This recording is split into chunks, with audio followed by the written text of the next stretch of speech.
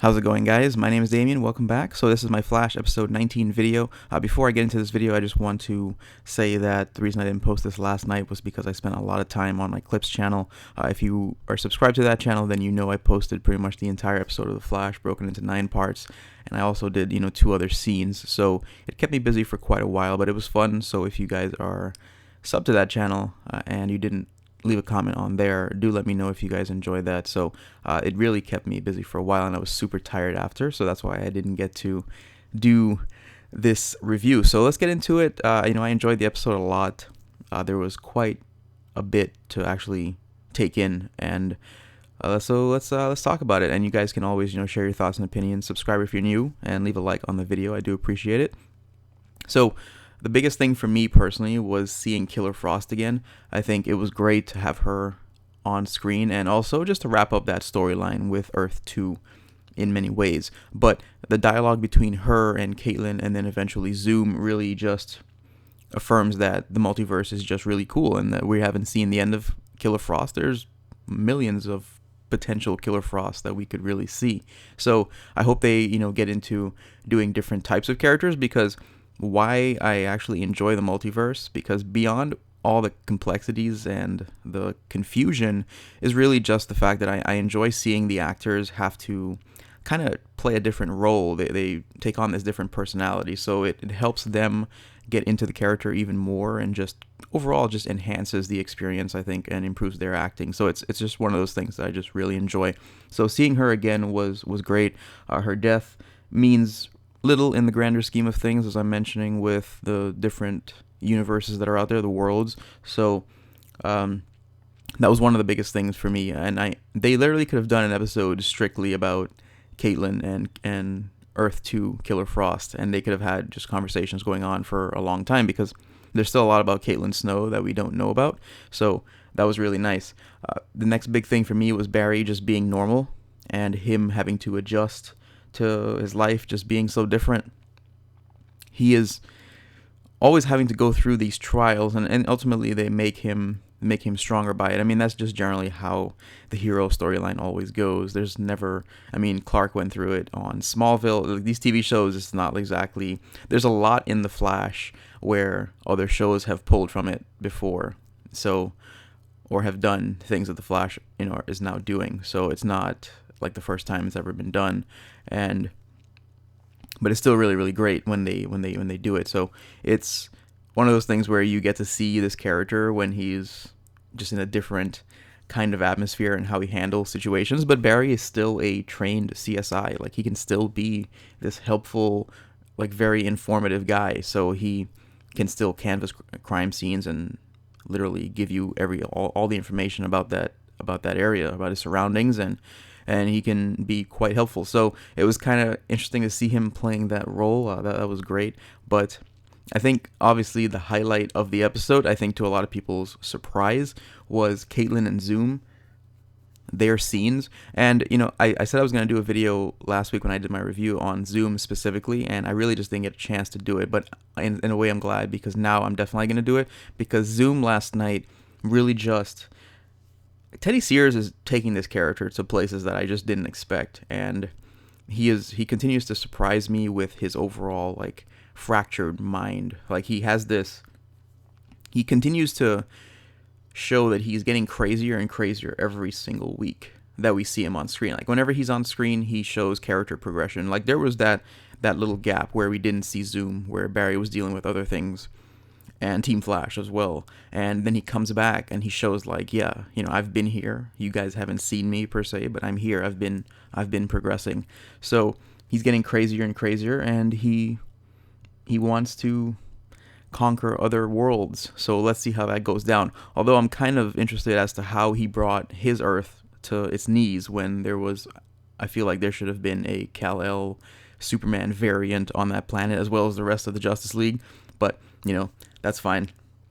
So that was really great. Their scenes together were interesting, because in some really flawed, weird way, he does love Caitlin, but a guy like that is just not really capable of that type of emotion.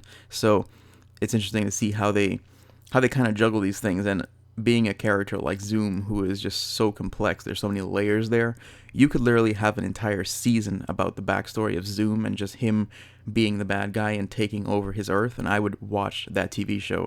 Or that season, I would completely be into it and enjoy it. So that was great. Now, Griffin Grey, he was okay. I wasn't really a big fan of the acting, but he was fine. He's very similar to the comics from what I looked up, except that in the comics he kind of gave off this green energy. But yeah, every time he used it, he would bring himself closer to death. Every time he used his powers, he'd bring himself closer to death. So that's all I'll say about that. That was fine. Sometimes they have these episodes where they have that kind of. I look at it as like a filler complex that they kind of pull from, where they're like, okay, we know we're going to save the big guns for a certain point, so let's kind of use like the smaller guys here. And sometimes it's well received, sometimes the guys will actually surprise you, but sometimes, right, they kind of fall short. So that would be the only thing I would actually take away from the episode, was the Griffin Grey aspect, but everything else was top notch. So Jessie Quick, she was cool. That's my next big thing that I enjoyed about the episode. She was great because she was taking away from Cisco. There's a point where she takes over the computer, she starts typing on the keyboard, and Cisco's hands are still they're still out, like if they were still typing, because he was so surprised. They're just kind of sitting there, and she just took over and started giving information and stuff like that. So his reactions were hilarious, and her moments obviously with Harrison Wells, her father, like the father-daughter type of bond, their relationship as well. So that was really great. Their dialogue was good there.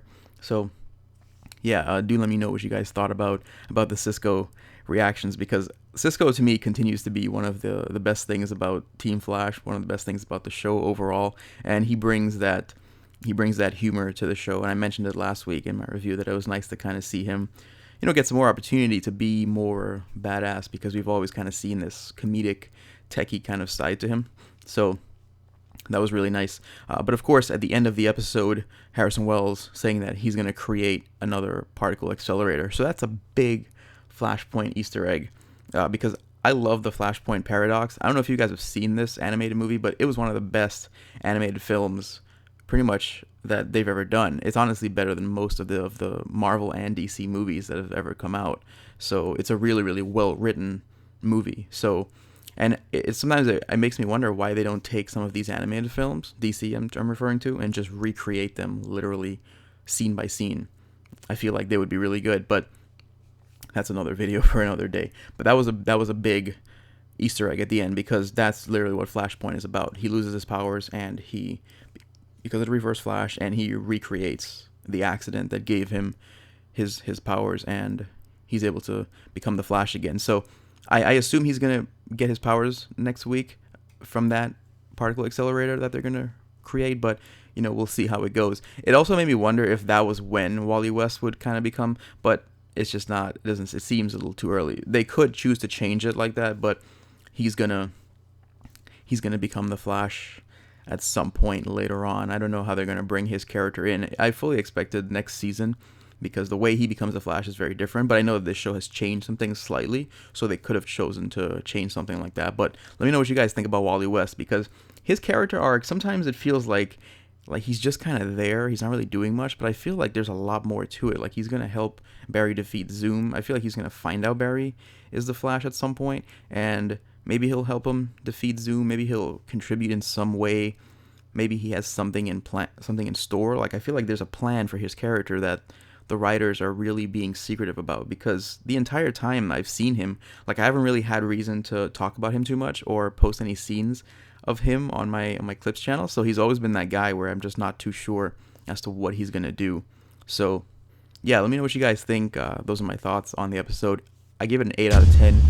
Obviously it could have been higher, but it was just a solid episode all around. So it wasn't too amazing, but it wasn't horrible either. So let me know what you guys think about it. Leave comments down below and leave a like on the video. I will see you guys tonight for Arrow, and I'll have my review up of that after, although I'm not sure I'm looking forward to it, but we'll see how it goes. I'll see you guys later. My name is Damien.